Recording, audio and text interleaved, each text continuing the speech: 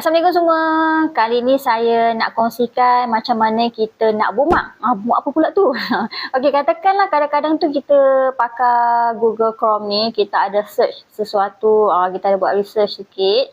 Lepas tu tiba-tiba kita tak ingat, kita tadi saya masuk site mana? Kat mana? Kita dah terizit. It's okay, kita ada cara untuk kita nak bookmarkkan dia. Contohnya sekarang saya pergi ke yang mudah ialah translator lah. Okey, contohnya saya nak masuk translator ni. Okey, ini contohnya site yang saya nak simpan lah. Okey, Google Translator. So, first kita pergi kat ni kat kita punya dot 3 titik yang kat atas ni.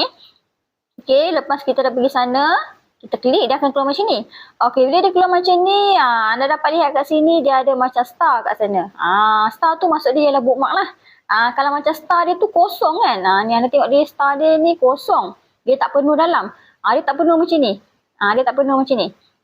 Kalau dia tak penuh macam tu, maksudnya page tu memang kita tak bookmark lagi. So, bila kita klik, okey, saya klik kat atas ni tau. Saya klik kat atas ini. Okey, saya klik kat atas ni untuk saya nak bookmarkkan saya punya Google Translator ni. Okey, saya klik. Kita nampak lihat kat sini bawah ni dia dah bagi tahu dah. Dia dah save dah in kerja. Saya punya folder bookmark tu ialah kerja lah. So, macam mana kita nak tengok balik kita punya bookmark tu dah sukses ke tak? Kita klik sekali 3 dot atas ni. Ini yang saya masukkan tadi. Dia dah penuh. Yang sebelum tu dia tak penuh kan. Dia kosong. Dia star tu. Sekarang dia dah penuh dah. Macam saya mention kat sini. Ni dah penuh. Kira kita dah berjaya untuk bookmarkkan kita punya page tu. And then macam mana kita nak cari pula bookmark tu? Okey, kita pergi kat sini. Saya alihkan sekejap muka saya ni. Okey, kita pergi kat sini. Kita pergi kat bookmark ni.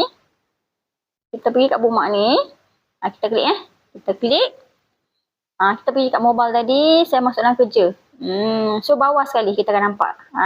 Inilah dia. 2 kali saya bookmark. Inilah dia. Ni. Google Translator yang saya dah bookmark tadi. Ada 2. Saya delete satu lagi. Okey. Semoga berjaya. Semoga ia dapat membantu anda untuk save banyak-banyak page yang penting untuk anda. Untuk tak kira lah untuk urusan apa. Okey.